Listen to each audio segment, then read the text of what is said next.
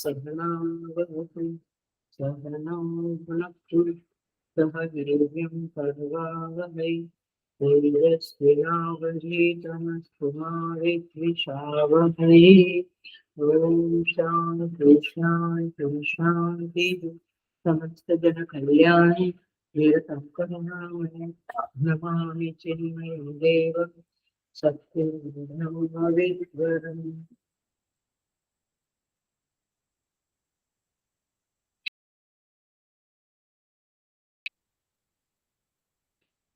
So I welcome you all with great love and great respect in this Taittiriya Upanishad, Brahmananda Valli discourses.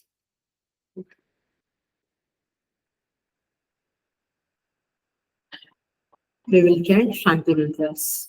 Om Shanno Mitvasham Varunaha Shanno Bhavatvaryama Shanna Indro Bruhaspatihi Shanno Vishnu Rukramaha Namo Brahmane Namaste Vaya Tvameva Pratyaksham Brahmasi Tvameva Pratyaksham Brahma Vadisyami Dhutam Vadisyami Satyam Vadisyami तन्मामवतु तद्वक्तारमवतु अवतु माम् अवतु वक्तारम्। ॐ शान्ति शान्ति शान्ति। ॐ सहनावतु सहनौ भुनक्तु सह वीर्यं करवावहै तेजस्विनावधीतमस्तु मा विद्विषावहै। ॐ शान्ति शान्ति शान्ति।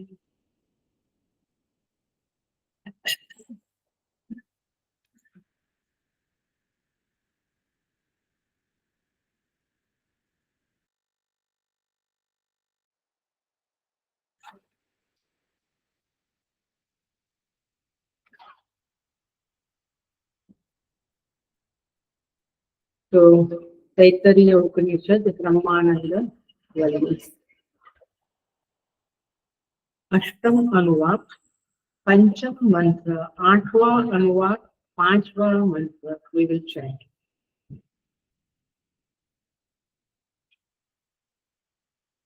स यस्यायं पुरुषे यश्चासावादित्ये स एकः स य एवं वित् अस्मात् लोकात् भेद्य एतम् अन्नमयम् आत्मानम् उपसंक्रामति एतं प्राणमयम् आत्मानम् उपसंक्रामति एतं मनोमयम् आत्मानम् उपसंक्रामति एतं विज्ञानमयम् आत्मानम् उपसंक्रामति एतम् आनन्दमयम् आत्मानम् उपसंक्रामति तदप्येष श्लोको भवति।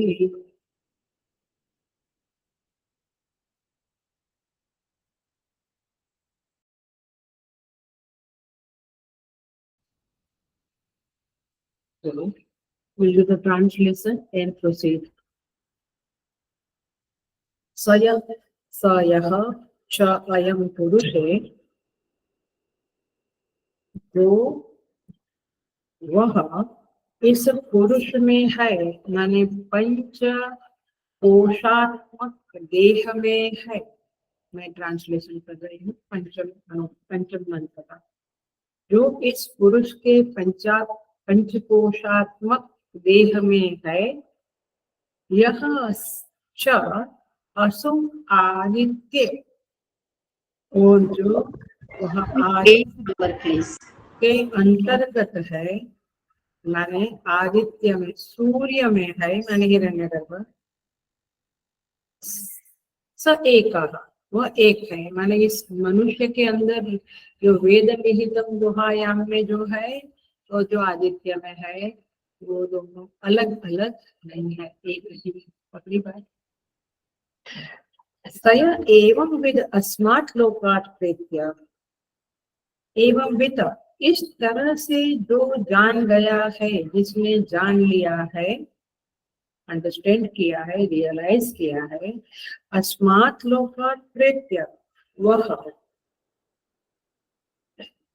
इस लोक से, अस्मात् लोकात् माने इस लोक से, प्रेत्य, प्रेत्य माने चले जाना, मृत्यु पाना, चले जाना, निवृत्त होकर एकम अन्नमयम आत्मानं उपसंक्रामति, इस अन्नमय आत्मा को प्राप्त करता है।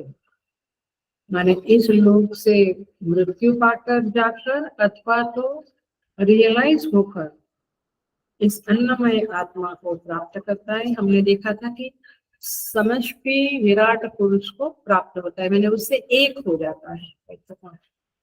अब आगे सिंपल है।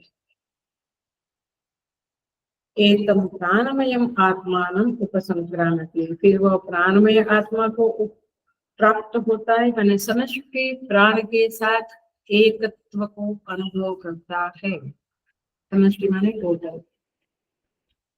एतम मनोमयम आत्मानं उपसंक्रामति, मनोमय समष्टि मनोमय आत्मा को, समष्टि मनोमय आत्मा को प्राप्त हो जाता है। एतम विज्ञानमय आत्मानं उपसंक्रामति, समष्टि विज्ञानमय आत्मा को प्राप्त हो जाता है। एतम आनंदमय आत्मानं उपसंक्रामति, समष्टि आनंदमय आत्मा को प्राप्त हो जाता है। तदप्येष श्लोको भवति, इस विषय में श्लोक है। अब हम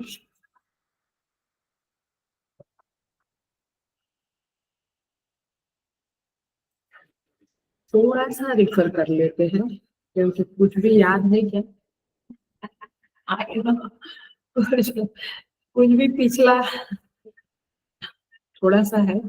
अभी ऑफलाइन क्लास नहीं, इसलिए मैं पूछती नहीं हूँ, लेकिन हम फिर भी एक बार रिफ्रेश कर लेते हैं ताकि आप लोगों को पक्का होगा। तो आइए, स एवं वित, वहीं से शुरुआत से ही एक थोड़ा थोड़ा याद कर लेते हैं। सय एवं वित, जो ऐसा जानता है, क्या जानता है? ये जो कहा स एवं वित, फिर वो अन्नमय को, प्राणमय को प्राप्त कर लेता है, समझ के। तो एवं वित माने क्या? स्वभाव से परमात्मा से भिन्न है ऐसा जानता है, या परमात्मा से अभिन्न है ऐसा जानता है? अभिन्न। गुड, वेरी गुड, थोड़ा याद है।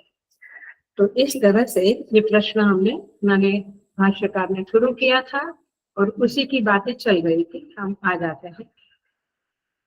अब देखो, हमने देखा हुआ है परमात्मा से यदि वह भिन्न है तो श्रुति का विरोध होगा, क्योंकि श्रुति माता ने क्या कहा था? अन्य असौ अहम अस्मि इति न सवेद, मैं अलग हूँ, परमात्मा अलग है, ऐसा जो जानता है वो वास्तव में जानता नहीं है। आया याद? तो ये भेद की निंदा की है, तो परमात्मा से भिन्न है ये तो हम मान नहीं सकते ना। यदि परमात्मा से वो अभेद रखता है, कौन? ये जीव, ये विद्वान अभेद मानता है, तो वह आनंदमय आत्मा को प्राप्त होता है। ऐसा श्रुति वचन होने से बात तो सही लगती है, लेकिन एक दोष आता है, और वो क्या दोष था? परमात्मा में, एक ही परमात्मा में कर्तृत्व और कर्मत्व दोनों है। कर्मत्व माने, कर्म माने जो मुझे चाहिए, और कर्ता माने मैं। तो कर्ता एंड कर्म एक नहीं होता। मुझे घड़ी चाहिए तो घड़ी लेके आओ, तो मैं और घड़ी एक नहीं है। आया? मुझे गाड़ी चाहिए तो मैं और गाड़ी एक नहीं है। कर्म और कर्ता एक नहीं होता। परंतु परमात्मा में ये दोष लगेगा, क्योंकि परमात्मा स्वयं को ही प्राप्त करता है। माने ये जीव जो परमात्मा रूप है, वह ये साधना करके, शास्त्र पढ़ के स्वयं को ही प्राप्त करता है। तो इसीलिए एक ही व्यक्ति में कर्तृत्व एवं कर्मत्व का दोष आ जाता है। क्या करें? तो ये बात हमने करी थी। तो अभेद मानने से दूसरा एक समस्या ये आती है कि ब्रह्म को जीव की तरह दुख हुआ, फिर जीव जब परमात्मा का अभाव हो गया, तो इस तरह से, क्योंकि जब चला गया जीव तो अभाव हो गया, तो ये इस बात का निर्णय करने के लिए पूरा भाष्य है। ये इतना ख्याल रखना, ये पंचम मंत्र का भाष्य बहुत सुंदर है, गहरा भी है, गंभीर है। तो निश्चित किया हुआ ज्ञान ही फलवान होता है।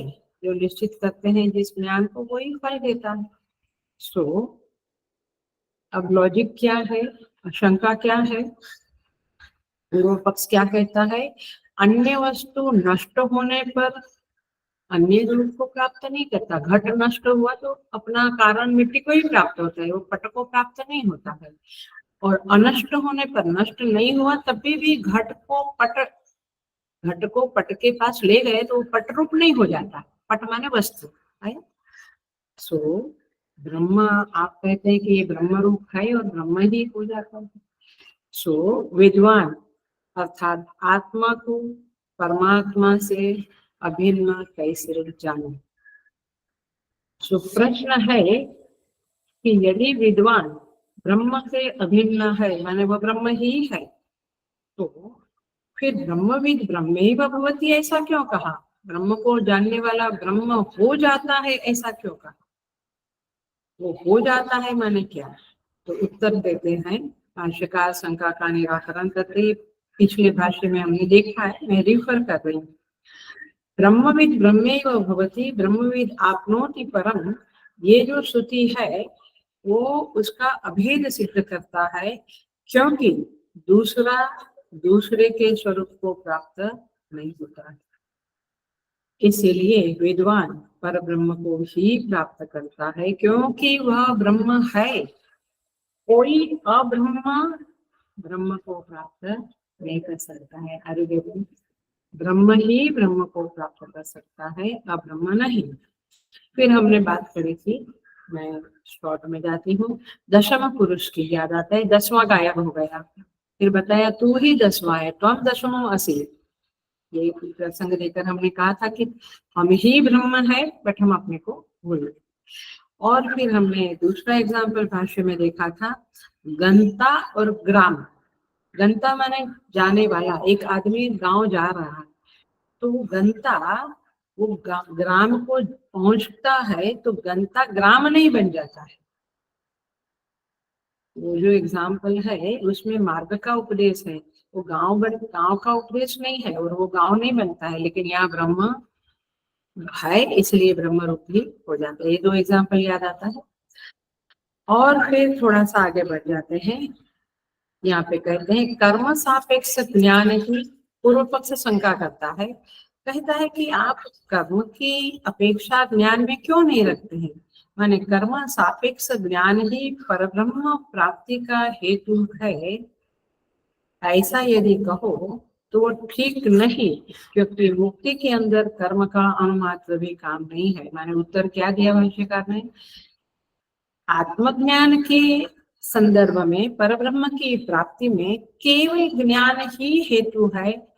कर्म तो चित्त शुद्धि के रूप में हेतु है, लेकिन ज्ञान में, आत्मज्ञान में हेतु नहीं है। Man, there is no need of any karma to get the self realization, क्योंकि ब्रह्म तत्व स्वतः शुद्ध बुद्ध मुक्त स्वभाव है। तो कर्म से आप क्या करेंगे? कर्म से हम कोई चीज शुद्ध करते हैं, कोई चीज प्राप्त करते हैं, बट यहाँ तो स्वयं शुद्ध बुद्ध मुक्त स्वभाव है। ये लॉजिक है, ये युक्ति है, ये तर्क है। तो कर्म से क्या प्रयोजन सिद्ध होगा? इसलिए पूर्व पक्ष की इस बात का खंडन किया, जो हमें भी समझना है कि कर्म की एक सीमा है। कर्म केवल चित्त शुद्धि रूपी फल देता है, ज्ञान रूपी फल तो, आत्मज्ञान रूपी फल तो ज्ञान से ही मिलता है।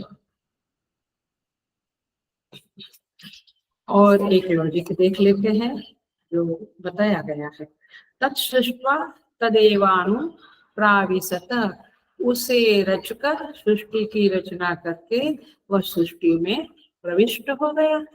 अथवा कहो कार्य कारण संघात रूप इस देह की रचना करके वह देह के अंदर निहितम गुहायाम में प्रविष्ट हो गया। अब चूंकि वह सृष्टा भी है, हेलो ध्यान से सुनना, चूंकि वह ये हो गया है इसलिए मैं फास्ट जा रही हूँ, क्योंकि वो सृष्टा भी है और अनुप्रविष्टा भी है, तो दोनों एक होने के कारण विद्वान परमात्मा से अभिन्न है, क्योंकि वही प्रवेश करता है और वही रचना करता है।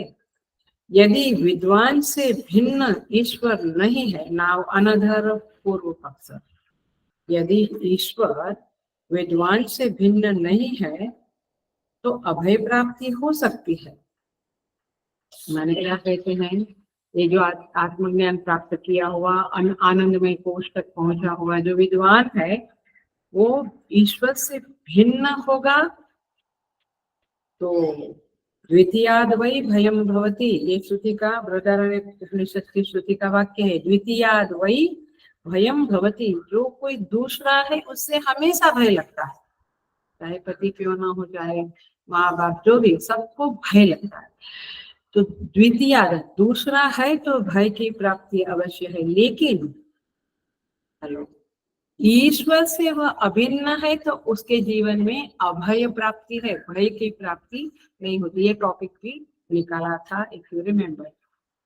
इसीलिए यहाँ पे क्या किया है, इतना जो भाष्य हमने पढ़ा जो पिछले क्लास में, वहां पे क्या कहा है, भेद का निषेध किया है।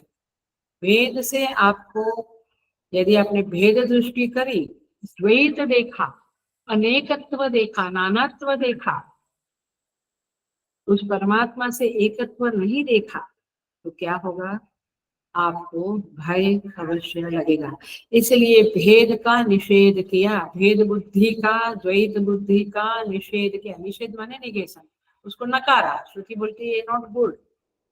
और अभेद का विधान किया, माने कंक्लूजन किया, उपसंहार किया कि अभेद ही भय की निवृत्ति में हेतु है। माने अभेद दृष्टि ही भेद भय की निवृत्ति में हेतु है। अभेद दृष्टि माने मैं और भगवान परमात्मा एक है, आत्मा और परमात्मा एक है, ये ज्ञान हो गया तो उस विद्वान को, उस महात्मा को जीवन में किसी से कभी भी भय नहीं रहेगा। अन्यथा यदि द्वैत बुद्धि है, यदि भेद बुद्धि है, तो हमेशा आप भय में रहोगे। ये बात समझ में आई? तो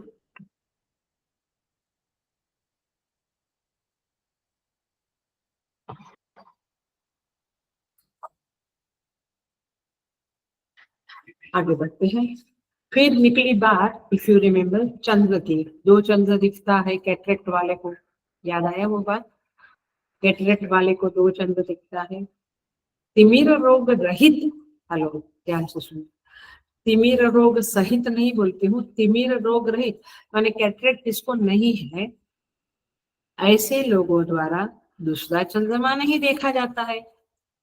अर्थात इस तरह, ये दृष्टांत है, दृष्टांत में क्या होगा, जिसको अज्ञान नहीं है उसको तो जगत में एक परब्रह्म ही दिखता है, ओनली एक ही चिति शक्ति चैतन्य का विलास दिखता है, वही विलसता, पूरे जगत में वही विलास कर रहा है, ऐसा दिखता है।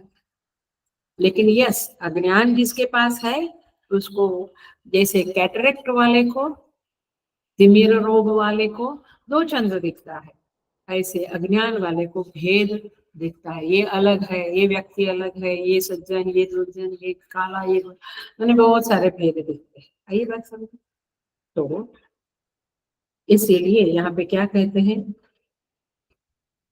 यदि कहो कि द्वैत का प्रत्यक्ष ग्रहण होता है अतः वह वास्तविक है। अब देखो तर्क शुरू किया, द्वैत का तो हमें ग्रहण होता है तो वो वास्तविक ही होना चाहिए, तो ये ठीक नहीं। क्यों?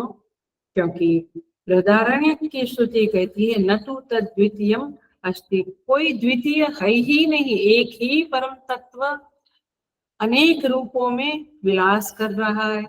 जैसे समुद्र का जल वही बुलबुले और तरंगे पवन इत्यादि होकर विलास कर रहा है। एक लीला चल गई है जगत के रंगमंच के ऊपर। और इसीलिए न तो तद्वितीय अस्ति, श्रुति कहती है कि द्वितीय है ही नहीं, क्योंकि आपको अज्ञान रूपी कैटरेक्ट लग गया है, इसलिए आपको भेद दिखता है।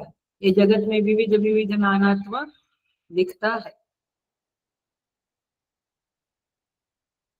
इस श्रुति से सुषुप्ति में द्वैत का ग्रहण नहीं होता, और हमारा अनुभव भी कहता है, क्या कहता है, द्वैत नहीं है। कहाँ? सुषुप्ति में। तो इस तरह से जो आत्मज्ञानी है उसे अभेद दर्शन होता है, द्वैत का दर्शन नहीं होता है। इसीलिए जो श्रुति है कि वह उपसंक्रामती माने वो अन्नमय वगैरह कोशों का उपसंक्रमण करके उस आत्मा के पास पहुंचता है और जान लेता है कि मैं ही वह आत्मा। जिसे क्या कहते, जब खुदी का उठा पर्दा, एक गजब एक माजरा देखा। जिसे कह रहा था बंदा, वह खुद खुदा निकला। माने जब अज्ञान का पर्दा हटा तो पता चला कि मैं खुद ही खुदा हूँ। तो देखो, सूफिज्म में भी ये बात है और वेद में भी ये बात है, उपनिषदों में भी ये बात।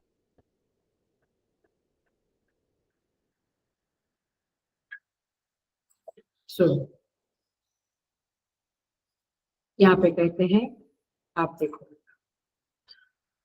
अब भाष्य शुरू होता है, वहीं पे हमने भाष्य को छोड़ा था। पूर्व पक्ष कहता है परंतु द्वैत का ग्रहण न होता हो ऐसी बात नहीं है। सिद्धांति कहते, पेज नंबर नैवम न गृह्यते इति चेत् 170 पक्का यही शब्द आया, नैवम न गृह्यते इति चेत्। हाँ, क्वेश्चन मार्क 178। सो सिद्धांति कहता है ऐसा मत कहो, क्योंकि सोए हुए और समाधिस्थ पुरुष को द्वैत का ग्रहण नहीं होता। सुसुप्ति में कहाँ द्वैत है, कुछ है ही नहीं, और समाधि लग गई तो भी द्वैत नहीं है।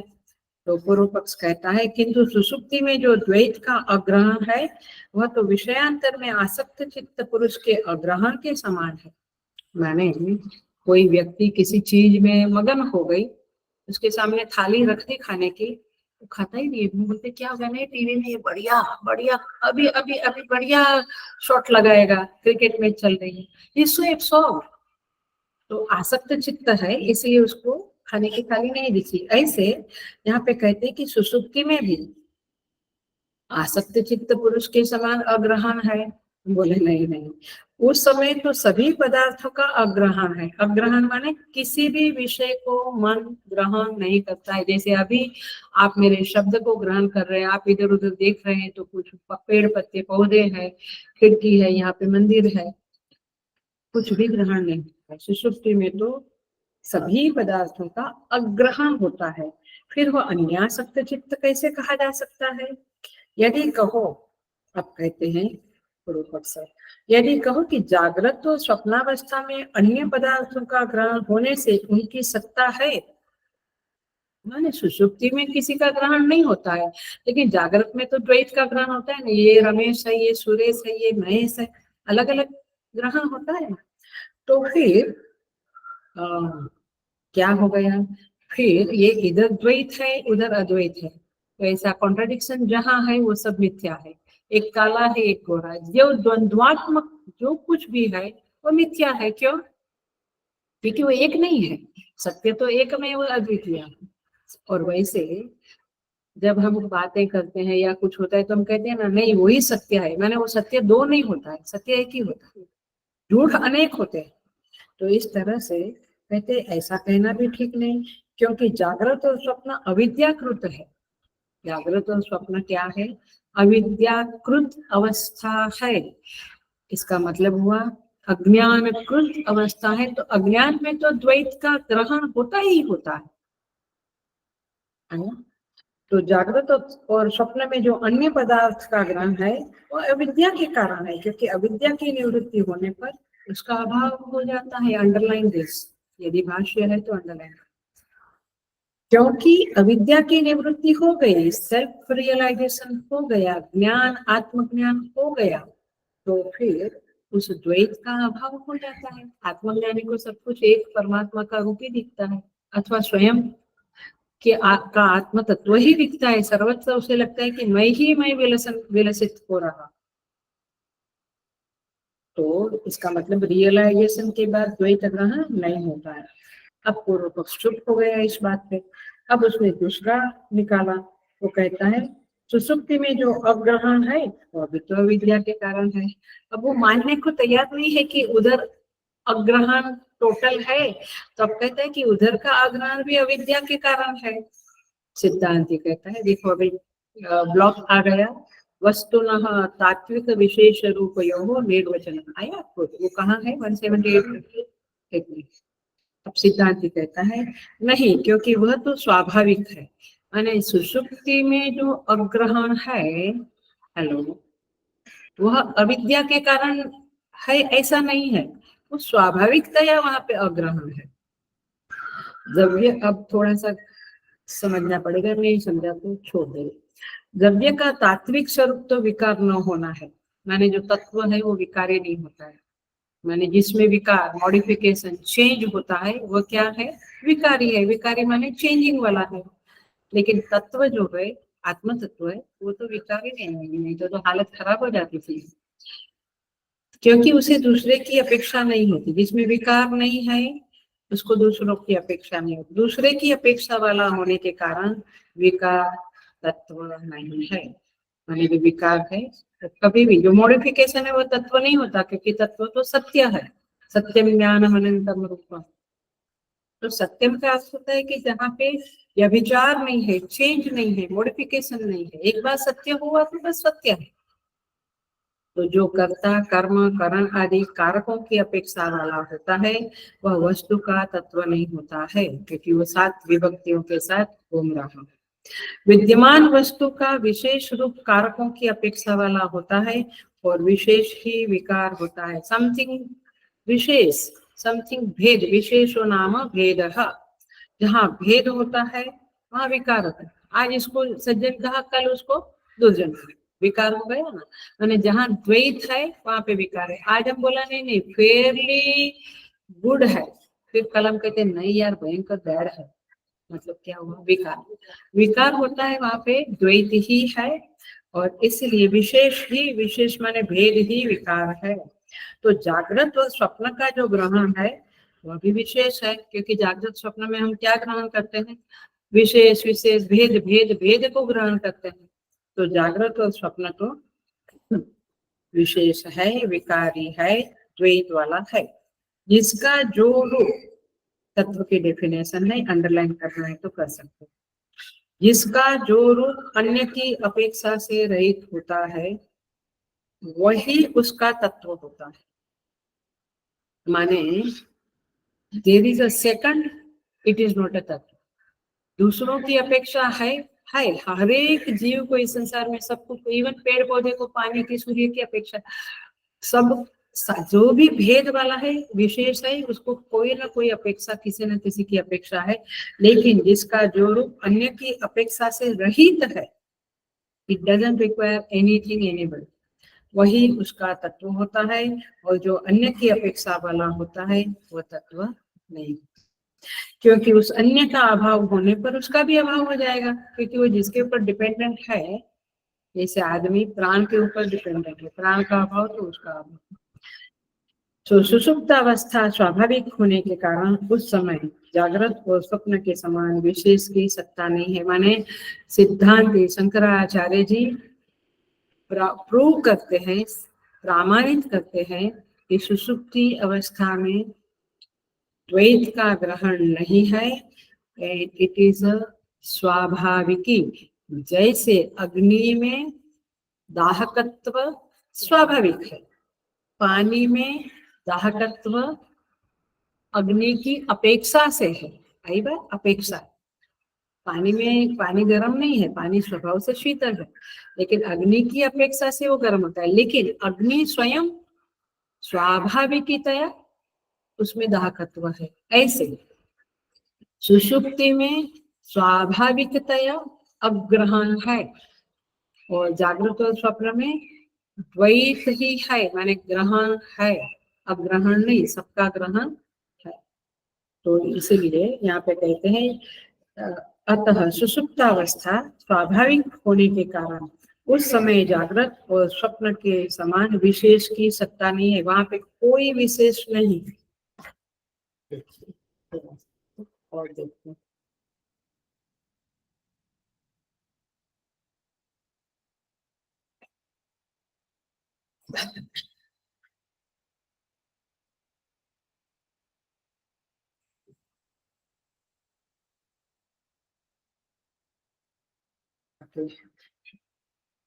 यहाँ तक क्लियर हो गया, हम थोड़ा आगे बढ़ जाते हैं।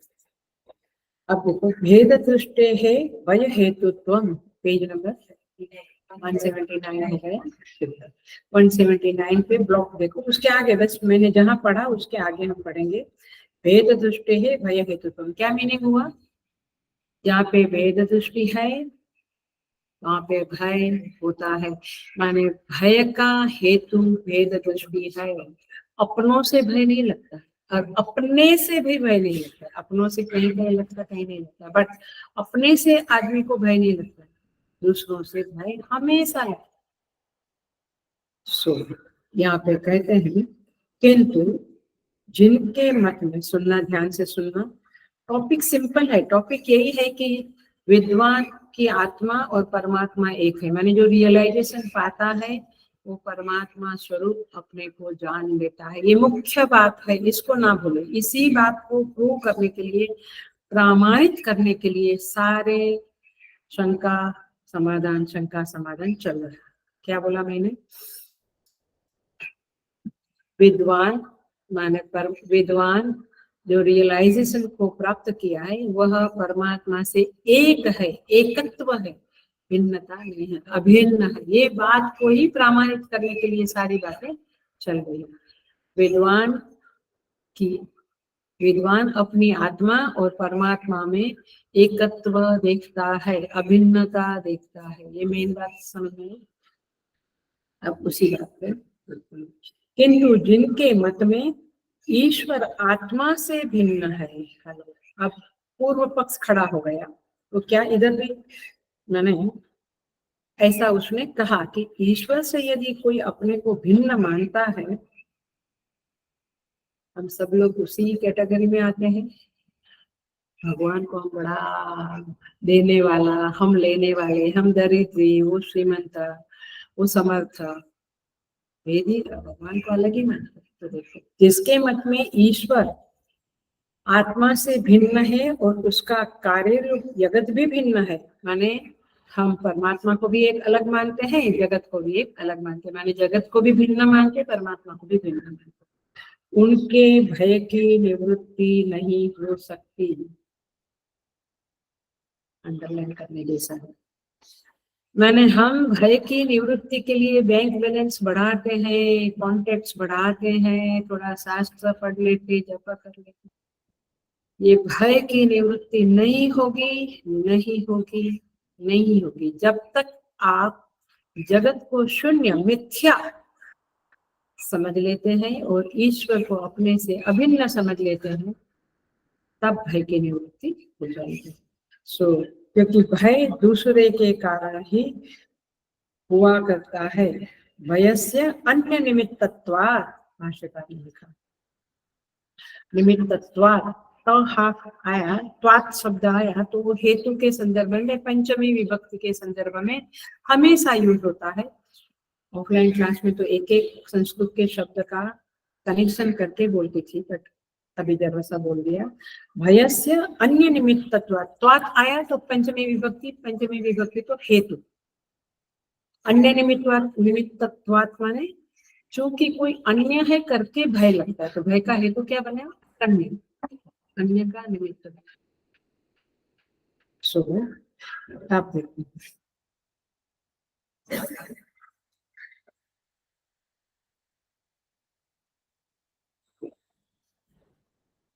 अब कहते हैं अन्य पदार्थ यदि सत होगा, माने दूसरी कोई चीज जो है वो सत होगी, वैसे पूरी सत है बट सत होगा, तो उसके स्वभाव स्वरूप का अभाव नहीं होगा, क्योंकि सत तो सदा काल रहने वाला, त्रिकाल है अपनी तिष्ठति इति सत, तो तीनों काल में रहने वाले को सत बोलते हैं। तो जो सत है उसका कभी अभाव नहीं होगा, और यदि असत है तो उसके स्वरूप की सिद्धि ही नहीं होगी, माने वो है ऐसा हम कह नहीं सकते, स्वरूप की सिद्धि नहीं होगी, माने वो वस्तु वास्तव में नहीं है। असत तो जैसे शशशृंग, वंध्यापुत्र, आकाश पुष्प, ख पुष्प, आकाश में पुष्प उगता नहीं है आकाश में। तो पॉइंट इज दिस की जो नहीं है उसे असत कहते हैं, जो सदा काल है उसे सत कहते हैं। तो यदि कहो कि ईश्वर माने दूसरा ईश्वर हमारे धर्माधर्म, धर्म अधर्म आदि की अपेक्षा से ही भय का कारण, मैंने ईश्वर अन्य है और मैंने धर्म किया तो मेरे को सुख दिया, अधर्म किया तो दुख दिया, तो मेरे भय का कारण बन गया। तो ऐसा कहना भी ठीक नहीं है। क्यों? क्योंकि वह सापेक्ष ईश्वर भी वैसा ही, माने ये तो सापेक्षता हुई, माने मेरे धर्म अधर्म के आधार पे वो भय का कारण बनता है या अभय का कारण बनता है। तो जो कोई ईश्वर आदि दूसरा पदार्थ नित्य या अनित्य अधर्मादि रूप सहायक निमित्त तत्व की अपेक्षा से भय का कारण होता है, यथार्थ होने के कारण उसमें स्वरूप का भी अभाव न होने के कारण उसके भय की निवृत्ति नहीं हो सकती। माने आप ये उल्टा कान पकड़ा है जरा, ये लैंग्वेज वैसी है, माने जब तक मैं अधर्म करता रहूंगा मुझे उस दूसरे ईश्वर से, माने ईश्वर को हमने भिन्न माना, अलग माना, तो जो दूसरा है माने संबड़ी है ईश्वर, उससे मुझे सदा भय रहेगा कि मैंने अधर्म किया तो मुझे दंड मिलेगा, तो दुख मिलेगा, तो विपरीत परिस्थिति आएगी, एक्सेट्रा एक्सेट्रा। तो हमेशा तो ईश्वर भले है लेकिन हमें तो हमेशा उससे भय लगता रहेगा, और तो भय की निवृत्ति नहीं होगी। और यह माने कहना क्या चाहते हैं, ईश्वर से अभिन्नता एकत्व हुआ तब जाके भय की निवृत्ति होगी, अन्यथा नहीं होगी। और यदि उसके स्वरूप का अभाव माना जाए, माने वो नहीं है ऐसा माना जाए, तो सत्य और असत्य को इतरे तत्व, अर्थात सत्य को असत्व और असत्य को सत्व की प्राप्ति होने से कहीं विश्वास ही नहीं किया जा सकता। माने वो नहीं है तो हम कहाँ विश्वास करेंगे और कैसे हम भय की निवृत्ति कर सकते हैं, क्या मिलता है। तो इस तरह से प्रूव क्या किया है, आप ईश्वर से भिन्न नहीं होंगे, तब आपको अभय की प्राप्ति होगी। मैंने आपका रियलाइजेशन होना चाहिए कि आप और ईश्वर एक है, और इसी को कहेंगे यो वेद निहितम गुहाया, वो संक्रमण करके स्वयं के पास ही चला गया, और इसी को सेल्फ रियलाइजेशन, ब्रह्मैव ब्रह्म भवति, ब्रह्मवेद ब्रह्मैव भवति एक्सेट्रा कहा जाएगा। मतलब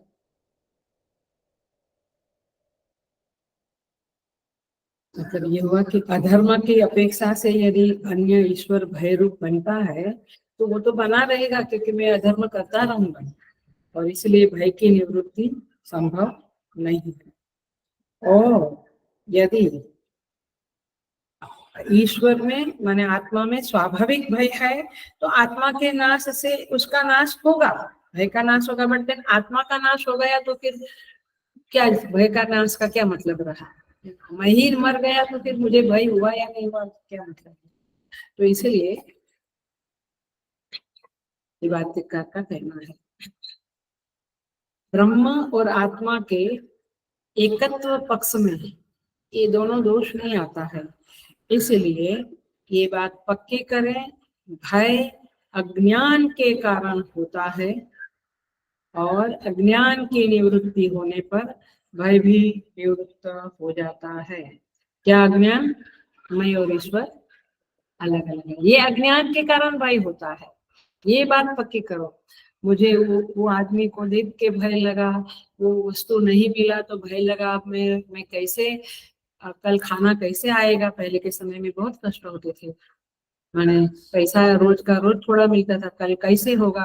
खेती किसान वाले लोग भय करते हैं, बारिश नहीं आया तो कैसे अन्न पकेगा, फसल पकेगी, एक्सेट्रा। तो पॉइंट इज दिस कि ये भय की निवृत्ति तब होगी जब आप ईश्वर से अपने को एक मानो। एकत्व का प्रतिपादन यहाँ पे किया गया है। और इसीलिए यहाँ पे कहते हैं अपने आत्मा की निवृत्ति के बिना भय का निराकरण नहीं हो सकता है। माने यदि आपने ईश्वर को भिन्न माना तो अपना नाश होगा, तो फिर भय का नाश होगा। और आत्मा की निवृत्ति होने पर भी निवृत्ति रूप से आत्मा को समाप्त हो जाने से उसका भय निवृत्ति रूप फल से संबंध ही नहीं बनेगा, तो क्या फायदा है। और इसलिए कंक्लूजन करते हैं इस पैराग्राफ का, इस ब्लॉक का, केवल अविद्या ही भय का हेतु है। ऐसा मानने पर सब कुछ उपपन्न हो जाता है, माने एवरीथिंग प्रामाणिक हो जाती है, क्योंकि अविद्या के होने पर ही भय होता है और अविद्या के अभाव में अभय होता है। जिसके अज्ञान से जो भय होता है वो उसका ज्ञान होने पर कैसे रह सकता है। माने किसी चीज का अज्ञान है तो भय हुआ, लेकिन ज्ञान हुआ तो फिर कैसे वो रहेगा। जैसे रज्जु के अज्ञान से सर्प का भय रहता है, लेकिन जैसे रज्जु का ज्ञान हो गया तो सर्प का भय चला गया। इस तरह से आपको अपना आत्मज्ञान हो गया, वो एम आई, एंड ईश्वर से एकत्व का रियलाइजेशन हो गया, तो आपको भय नहीं रहेगा। अविद्या ही भेद दृष्टि का हेतु है और भेद दृष्टि ही भय का हेतु है। ये महावाक्य में ये अविद्या ही भेद दृष्टि का हेतु है और भेद दृष्टि ही अब भय का, फियर का। तो यहाँ पे ये पैराग्राफ पूरा हुआ, नए उसमें आ रहे हैं।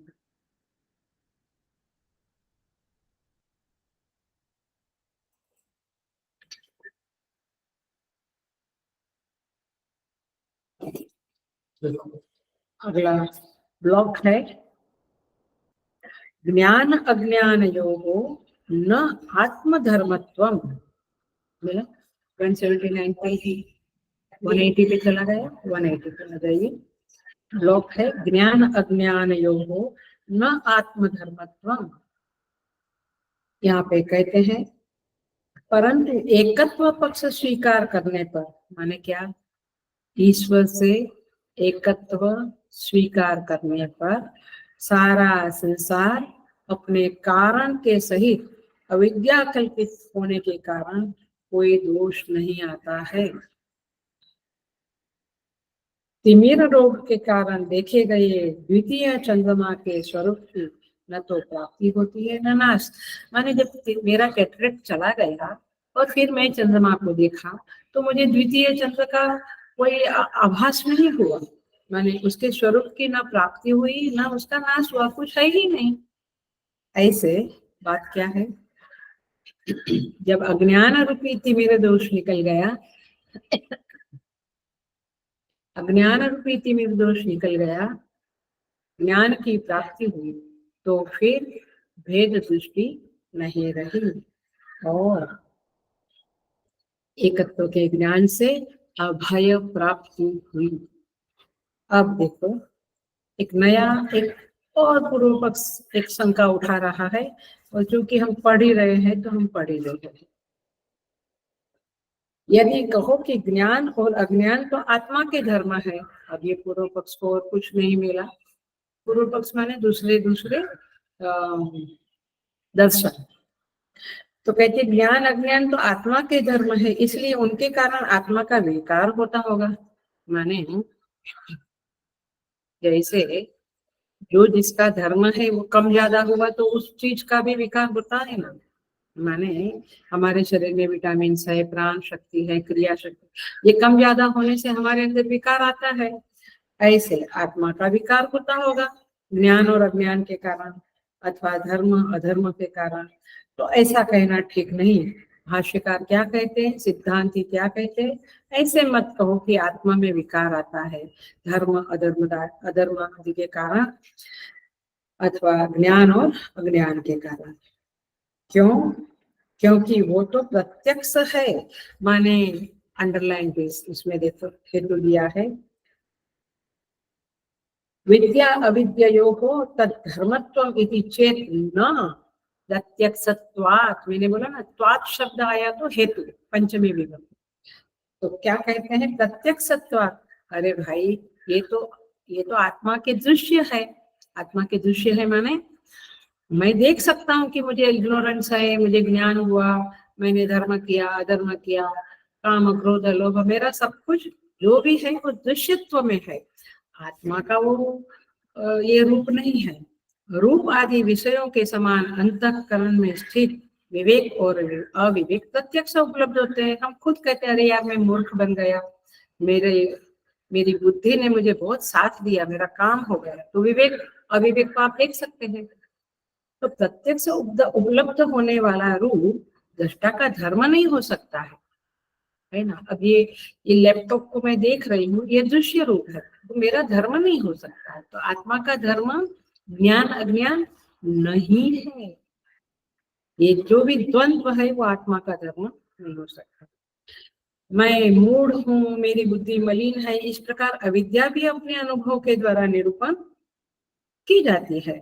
माने जैसे दाहकता अग्नि का धर्म है, शीतलता जल का धर्म है, वैसे ज्ञान और अज्ञान आत्मा के धर्म नहीं है। आत्मा धर्मादि से परे है, विलक्षण है। इसीलिए क्या कहते हैं, इसी प्रकार विद्या का पार्थक्य भी अनुभव किया जाता है। माने विद्या भी ज्ञान भी मुझसे अलग है, अनुभव किया जाता है। क्योंकि बुद्धिमान लोग दूसरों को अपने ज्ञान का उपदेश देते हैं, मतलब ज्ञान देते हैं, जो अपना धर्म है वो नहीं दिया जाता। दूसरे लोग भी उसका निश्चय करते हैं। अतः विद्या और अविद्या नाम रूप पक्ष के ही है। विद्या अविद्या ये दृश्य है, नाम रूप है, और नाम रूप आत्मा के धर्म नहीं हो सकते हैं।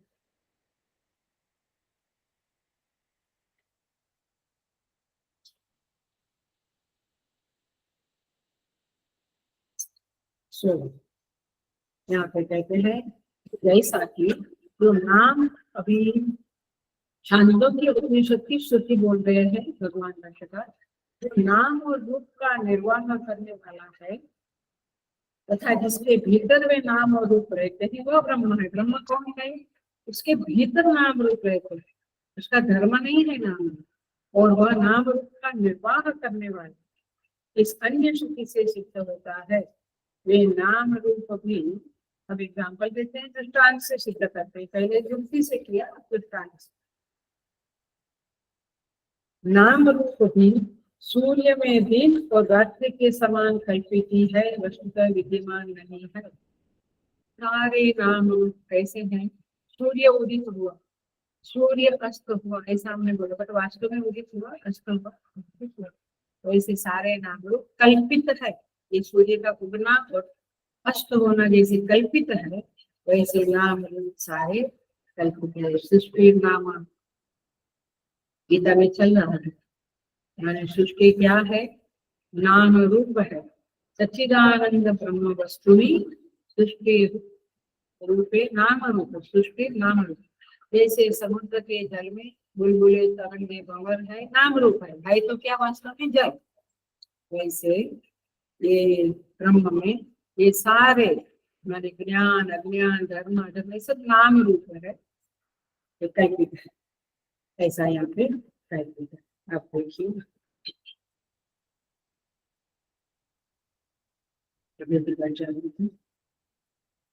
अब पूर्व पक्ष कहता है किंतु ईश्वर और जीव का अभेद मानने पर वह इस आनंदमय आत्मा को प्राप्त होता है। इस श्रुति में तो पुरुष का कर्तृत्व और आनंदमय आत्मा का कर्मत्व बताया है, वह उत्पन्न नहीं होता है। माने अगेन वो वही बात कहता है कि फिर कर्ता एंड कर्म तो एक हो जाएगा। आप भाष्यकार कहते हैं, इसका आंसर देखो, नहीं, क्योंकि पुरुष का संक्रमण तो केवल विज्ञान मात्र है। संक्रमण शब्द का अर्थ ज्ञान है, विज्ञान है। वैसे संक्रमण शब्द का जो तात्विक अर्थ है वो क्या है? चलना, गमन। संक्रमण माने एक जगह से दूसरी ओर जाना। लेकिन इस मंत्र में संक्रमण शब्द का अर्थ है केवल विज्ञान मात्र। यहाँ माने ये जो श्रुति है, ब्रह्मविद आपनोति परम, माने ब्रह्म को जानने वाला ब्रह्म ही हो जाता है, ये जो कहा है वह जोंक आदि के संक्रमण के समान पुरुष के संक्रमण का उपदेश नहीं किया जा सकता। ये उस तरह का भी है जैसे जोंक, ये नदी में पानी में चलने वाली एक जो प्राणी है, एक जो जंतु है, वह जैसे एक जगह से दूसरी जगह जाता है, वैसे ये पुरुष, ये विद्वान, ये साधक अन्नमय आत्मा का संक्रमण, उपसंक्रमण करता है प्राण में, वो कहीं जाता नहीं है। वो क्या है? जानना है। जानना मात्र। संक्रमण शब्द का अर्थ जाना या पहुंचना नहीं, बल्कि जानना है। आप टिप्पणी में देखो, नीचे लिखा है संक्रमण शब्द का अर्थ मिला, लिखा है शाम। जाना या कहीं जाना, कहीं पहुंचना नहीं है, ये तो केवल जानना है। सो संक्रमण शुद्धि का अर्थ केवल विज्ञान मात्र। पूर्व पक्ष कहता है, आप देखो छोड़ता नहीं, जैसे हम लोग भी छोड़ते नहीं है, आर्ग्यूमेंट करते भी रहते हैं। पूर्व पक्ष कहता है उपसंक्रामति, इस पद से यहाँ मुख्य संक्रमण समीप जाना, तो अभिप्रेत को माने समीप जाना, धीरे धीरे पास में जाना, उसको माने पास में, संक्रमण माने पास में जाना। ऐसा कह दे तो ऐसा क्यों नहीं कहते हैं? सिद्धांत भाष्यकार कहते हैं नहीं, क्योंकि अन्नमय में मुख्य संक्रमण देखा नहीं जाता। अन्नमय को उपसंक्रमण करने वाले का जोंक के समान इस बाह्य जगत से अथवा किसी और प्रकार से संक्रमण देखा नहीं जाता। माने विद्वान कहाँ संक्रमण करेगा? वो अन्नमय से उपसंक्रमण किया, माने अन्नमय कोश से वो उपरंत हो गया, उसने जान लिया यह मिथ्या है, और इसीलिए समष्टि अन्नमय कोश के साथ एकत्व हो गया। तात्पर्य ये है कि वह उससे अतिक्रमण कर गया, उससे ट्रांसेंड कर गया, उसने उस अन्नमय कोश को मिथ्या रूप में जान लिया, ये इसका अर्थ है। वो जोंक के जैसा इधर से उधर गया, उसको अन्नमय कोश को क्रोश किया, ऐसा नहीं, ट्रांसेंड किया। क्रोश करने का अर्थ एक है, इंग्लिश में ये वर्ड थोड़ा उपयोगी हुआ, क्रोश करना एक जगह से दूसरी जगह जाना है, और उपसंक्रमण करना उसको मिथ्या रूप में जानना है। अब पूर्व पक्ष कहता है बाहर निकलकर विषयों में गए हुए मनोमय अथवा विज्ञान में कोशों का तो वहां से पुनः लौटने पर अपनी ओर होना संक्रमण ही हो सकता है। बोले चलो अन्नमय को छोड़ो, अब वो बुद्धि लड़ाता है, बोलते मनोमय और विज्ञान, मन कहीं गया फिर वापस आता है, क्या इस तरह से उपसंक्रमण होता है? पनी पनी उसके अंदर आता है, समझ में आया? माने मन तो कहीं जाया फिर आया, तो क्या इस तरह से ये विद्वान का जो साधना है वो इस तरह से मनोमय को संक्रमण किया, उसको माने उसके प्रति गया? भाष्यकार कहते हैं नहीं, अपने में ही अपनी क्रिया होना यह विरोध उपस्थित होता है। माने आंख, इसका स्वात्मनि क्रिया विरोधत्वा, न स्वात्मनि क्रिया विरोधत्वा, माने अपने अंदर ही अपने प्रति क्रिया नहीं होती है। आंख आंख को देख नहीं सकती है, आंख सब कुछ देख सकती है स्वयं, इसको क्या कहेंगे? स्वात्मनि क्रिया विरोधा, माने खुद के अंदर की क्रिया नहीं होती है। माने कान स्वयं को नहीं सुनता है, दूसरा सब कुछ सुनता है।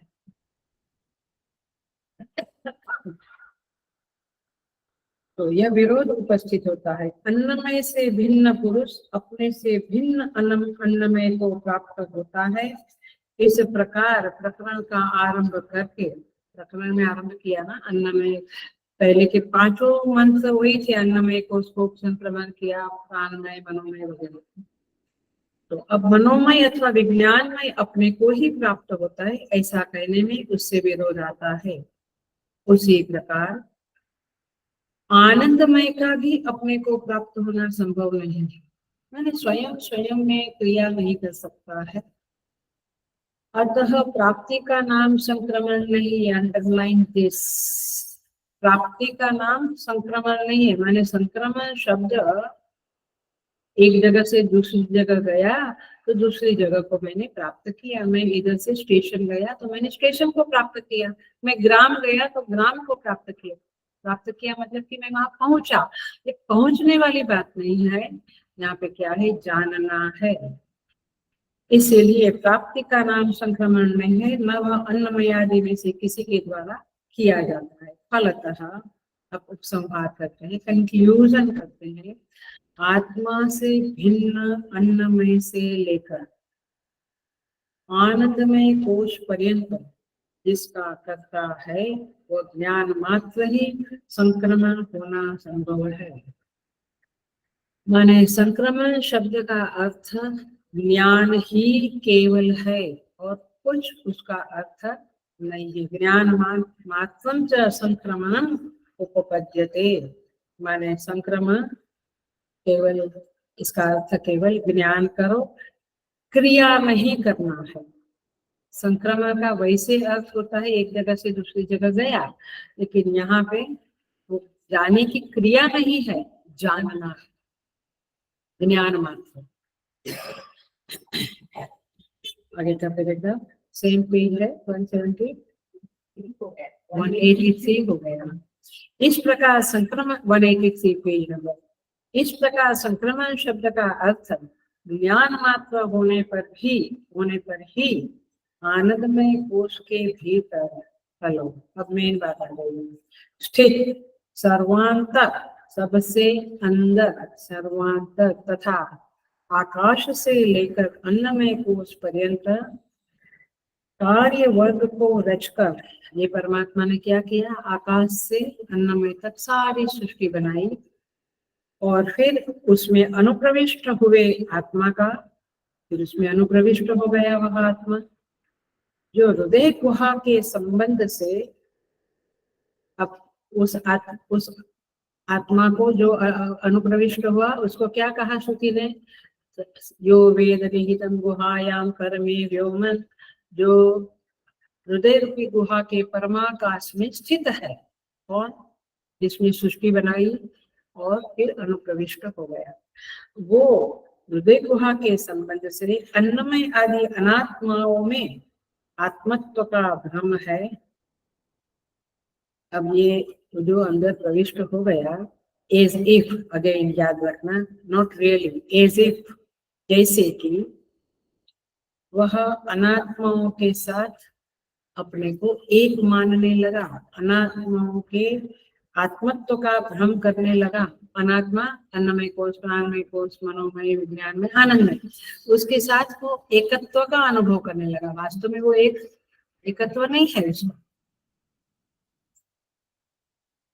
तो ये जो आत्मत्व का भ्रम है वह संक्रमण स्वरूप विवेक ज्ञान की उत्पत्ति से नष्ट हो जाता है। तो संक्रमण स्वरूप जो विवेक ज्ञान है, मैंने बोला ना ये ज्ञान है, संक्रमण माने ज्ञान, उस ज्ञान, उस विवेक ज्ञान की उत्पत्ति हुई, माने अन्नमय का उपसंक्रमण किया, उसको मिथ्या माना, प्राणमय को या मिथ्या माना या समष्टि से एक रूप हुआ, दोनों तरह से आप ले सकते हैं, with reference to different angle.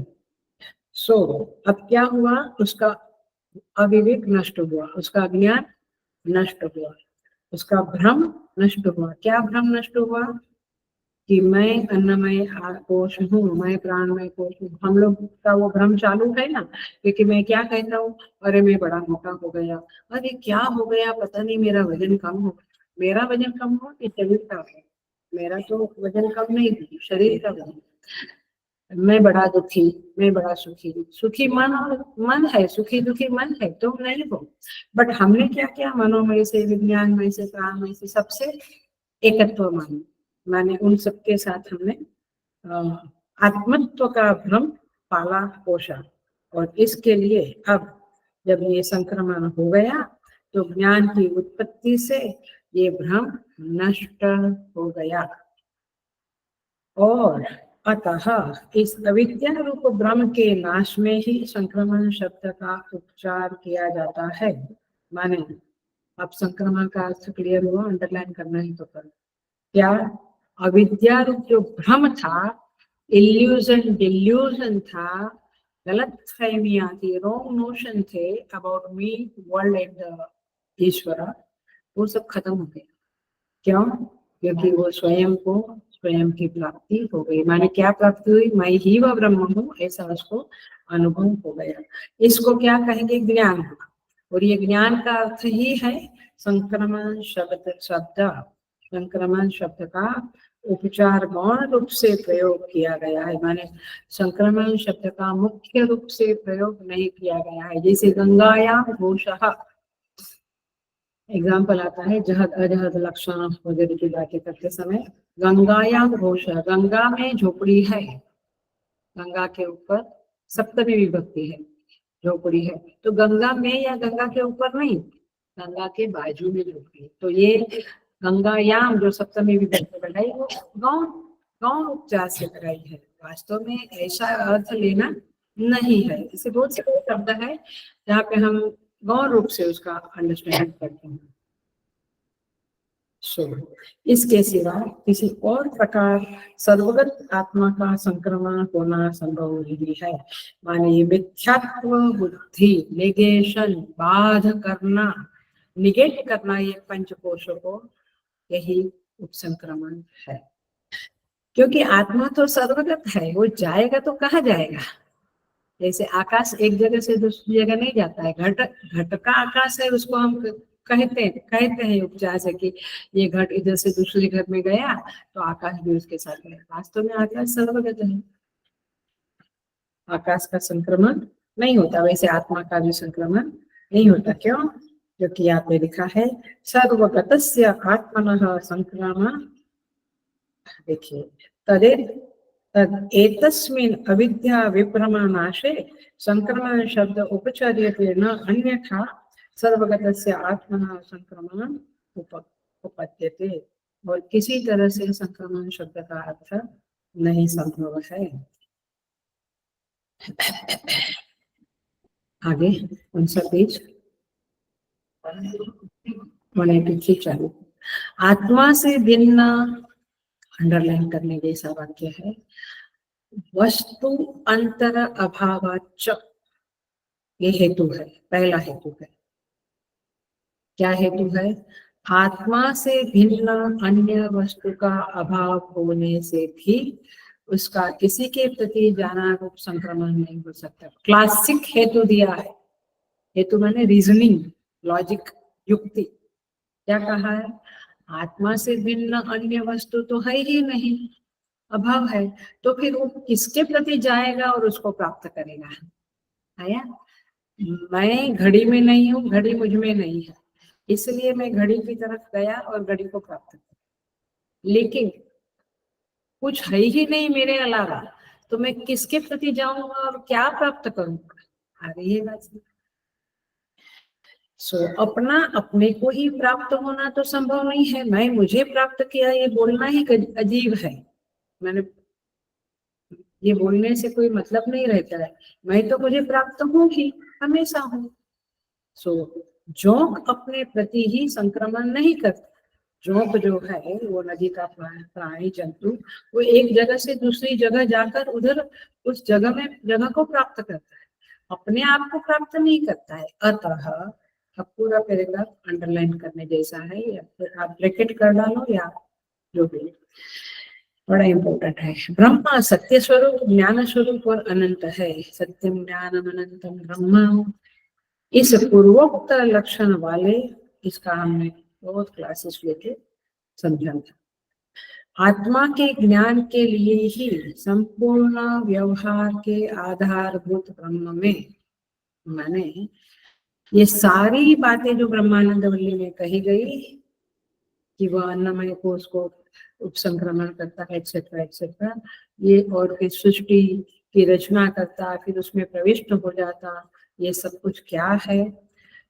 कहते हैं आत्मज्ञान की प्राप्ति के लिए ये इस तरह से सब समझाया गया है। संपूर्ण व्यवहार के आधारभूत ब्रह्म में अनेक होना, सारे व्यवहार का आधारभूत ब्रह्म है, उसमें अनेक होना। जैसे सारे चीनी के खिलौने का आधार चीनी है, गोल्ड के गहनों का आधार गोल्ड है, वैसे सारे व्यवहार के आधारभूत ब्रह्म में अनेक होना, सृष्टि में अनुप्रवेश करना, आनंद की प्राप्ति होना, अभय और संक्रमण आदि की कल्पना इत्यादि किया गया है। ये सब कुछ ड्रामा बताया गया। क्यों? आप आत्मा को प्राप्त करो, ये श्रुति की मीमांसा है, ये श्रुति की अभिप्सा है, इच्छा है। और इसलिए परमार्थतः तो निर्विकल्प ब्रह्म में कोई विकल्प होना संभव नहीं है। ब्रह्म में कुछ अब जो चीनी है उसमें विकल्प नहीं है, ये उसके खाली नाम रूप है। वो चीनी का घोड़ा, चीनी का हाथी, फिर बच्चे झगड़ा करते, राग द्वेष इत्यादि। इस तरह से ब्रह्म में स्वरूप में कोई विकल्प नहीं है, लेकिन उसकी अधिष्ठानता में ये सब नाम रूप सृष्टि की रचना हुई और उसमें फिर उसने प्रवेश किया। ये प्रवेश कहाँ से कौन करेगा? क्योंकि वो तो सर्वत्र व्यापक है, सर्वगत है, तो प्रवेश की बात नहीं हो सकती। बट चूंकि हम अज्ञान में है और अज्ञान की स्थिति में हम नाम रूप भेद को मानते हैं, हम मानते हैं कि सब कुछ विभिन्न भिन्न भिन्न भिन्न भिन्न अलग अलग है, सब में एकत्व नहीं मानते। इसीलिए जैसे कोई कहे तरंग क्या, भंवर क्या, बुलबुले क्या, सब कुछ एक ही है, तो आप कहेंगे नहीं, जिसका नाम रूप में बहुत आसक्ति है वो क्या कहे, अरे नहीं, बुलबुले तो क्या है, फू किया तो फूट गया, लेकिन तरंग और भंवर तो बहुत स्ट्रांग है। आप उसके नाम रूप के लक्षणों को बहुत आसक्त हो, अटैच हो, इसलिए आप उसी की चर्चा करोगे। बट जानने वाला क्या बोलेगा, अरे छोड़ो ना, सब कुछ पानी ही पानी है। वो शांत हो गया, उसने पानी ने पानी को पा लिया, वैसा हो गया। आया ऐसे ब्रह्म परमार्थ तो निर्विकल्प है, उस ब्रह्म में कोई विकल्प होना संभव नहीं है। पानी पानी रूप बदलता नहीं है, उसके ऊपर ये दिखता है। जैसे रज्जु के ऊपर सर्प दिखता है, मरुमरीचिका में जल दिखता है, सीप के ऊपर चांदी दिखती है, दिखती है। ये दिखना किसके कारण है? अज्ञान के कारण। वैसे वैसे ब्रह्म में ये सारी सृष्टि दिखती है। सृष्टि सच्चिदानंद ब्रह्म वस्तुनि, दुर्दृश्य विवेक में कहते हैं कि सच्चिदानंद रूप जो ये तत्व है, ये आत्मा है, उसी में सृष्टि नाम रूप है, सृष्टि के नाम रूप सब दिख रहा है, वास्तव में कुछ है। जैसे किसी को रज्जु के ऊपर सर्प दिखा, किसी को लकड़ी दिखी, किसी को पानी का रेला दिखा, किसी को हार दिखा, किसी को दंड दिखा, डंडा दिखा, बहुत सबको अलग अलग दिखता है। बट एक बार रज्जु का ज्ञान हो गया तो सारी चीजें मिथ्या महसूस हो जाती है, मालूम पड़ती। ऐसे विद्वान को जब समझ में आ गया, रियलाइजेशन हो गया, तो वो समझ गया कि वो ब्रह्म मैं ही हूँ और मेरे ऊपर ये सब नाम रूप मिथ्या भाव से दिख रहे हैं। इसीलिए तो वो व्यवहार भी करता है, बट वो मिथ्या रूप समझ कर करता है, हम लोग सत्य रूप समझ कर करते हैं। इतना फर्क है हम में और सही बात। इस प्रकार क्रमशः इस निर्विकल्प आत्मा के प्रति उपसंक्रमण कर, अर्थात उसे जानकर साधक किसी से भयभीत नहीं होता है, ये कंक्लूजन हुआ। वह अभय स्थिति को प्राप्त कर लेता है, इसी अर्थ में यह श्लोक भी है। इस संपूर्ण प्रकरण के अर्थात आनंद वल्ली के अर्थ को संक्षेप में प्रकाशित करने के लिए यह मंत्र है, क्योंकि पहले 5 कोशों की बातें करी और अभय की बातें करी, आनंद मीमांसा करी, अभय मीमांसा करी, सब कुछ किया, बट मूल क्या कहना था? जानना। अपने आप को जब वो जान लेता है, अंतर हृदय में, हृदयाकाश में विराजमान विद्यमान उस ब्रह्म को जब स्वयं के रूप में जान लेता है, तब जाकर उसका भय निवृत्त हो जाता है।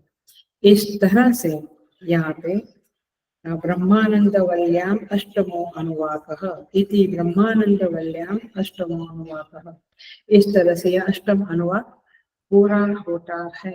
यहाँ पे एक दो बात करके हम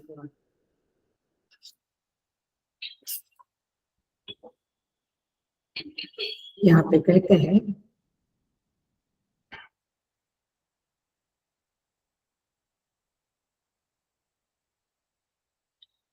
सर्वांतर आत्मा परमात्मा का ज्ञान आकाश की तरह क्रिया रहित ही होता है। देखो ये एक वाक्य समझने जैसा था, वो समझ लेते हैं। जैसे आकाश अवकाश प्रदान करता है, माने स्पेस लेता है ना आकाश, तो आकाश अवकाश प्रदान करता है। ये जब बोला जाता है तो आकाश क्या वो अवकाश प्रदान करने की क्रिया करता है?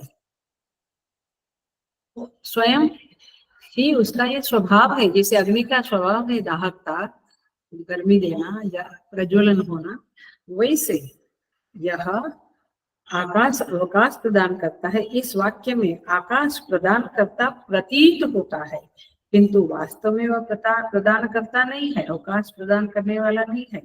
उसी प्रकार वास्तव में आत्मा ज्ञान करता नहीं है, ज्ञान स्वरूप है।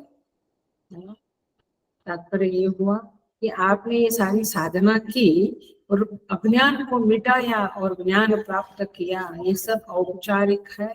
ये सब कुछ आकाश अवकाश प्रदान करता है। इस तरह से कर्तृत्व वाली बातें हैं, बट वास्तव में वहां पे कर्तृत्व नहीं किया जाता है, नहीं किया गया है।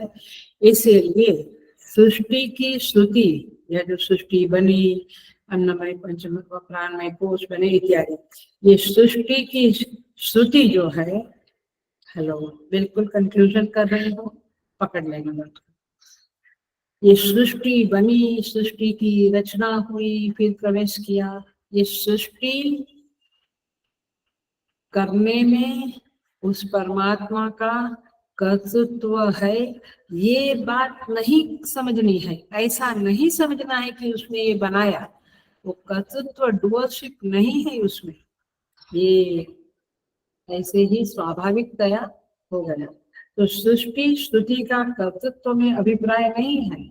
श्रुति माता ये कहना नहीं चाहती है कि वो उसने ये सृष्टि बनाई। भक्ति मार्ग में ठीक है, हम कहते हो हमारा दादा भक्ता भुक्ता पुष्टा सब कुछ है, लेकिन उपनिषद की ये श्रुति ऐसा नहीं कहना चाहती है कि उसने ये बनाया, किंतु कर्तृत्व की निवृत्ति में ही श्रुति माता का अभिप्राय है। ये मुझे हेलो, ये जबरदस्त वाक्य है, इसको लिख लो और फिर इसका बहुत मंथन करना। किंतु माने सृष्टि के कर्तृत्व में श्रुति का अभिप्राय नहीं है, किंतु कर्तृत्व की निवृत्ति में ही सृष्टि का अभिप्राय है। माने जब आपके अंदर कर्तृत्व डुअलशिप खत्म हो जाएगी समझ के द्वारा, ज्ञान के द्वारा, तब आप उस उप संक्रमण को करते करते अन्नमय से प्राणमय, प्राणमय से मनोमय इत्यादि उस वेद निहितम गुहायाम के पास पहुंच जाओगे माने जान लोगे। तो क्या कहना चाहती है कि डुअलशिप जितनी कम कम कम करके कर्तृत्व का नाश होकर उसकी निवृत्ति में ही श्रुति इच्छा रखती है। माने श्रुति चाहती है कि आप कर्तृत्व की निवृत्ति करो। परमात्मा ने कर्तृत्व बनाया, ये सृष्टि बनाई, ये सब कहने में उसका कोई रुचि इंटरेस्ट नहीं है। आपकी कर्तृत्व के निवृत्ति में श्रुति का अभिप्सा है, इच्छा है और तात्पर्य है। इसीलिए पंचकोशातिवर्ती आत्मा ज्ञान सूर्य के उदय से पांचों कोशों को क्रमशः अपने में लीन करके दीपक की तरह पंचकोश को लीन कर दिया, माने मिथ्या रूप में समझ लिया। दीपक की तरह अपने में ही निर्वाण को प्राप्त हो जाती है, माने पंचकोश अब खत्म हो गया। खत्म हो गया माने उसमें सत्यत्व बुद्धि का बाद हो गया, निगेशन हो गया। आज तक हम उसमें सत्यत्व बुद्धि रखते थे, अब उसका बाद हो गया, इसे कहते हैं निर्वाण को प्राप्त हो गया। इस यथोक्त अर्थ के विषय में यह श्लोक मंत्र है, जो संपूर्ण ब्रह्मानंद वल्ली के अर्थ के सार का प्रकाशक है। The essence of the whole Brahmanand Valli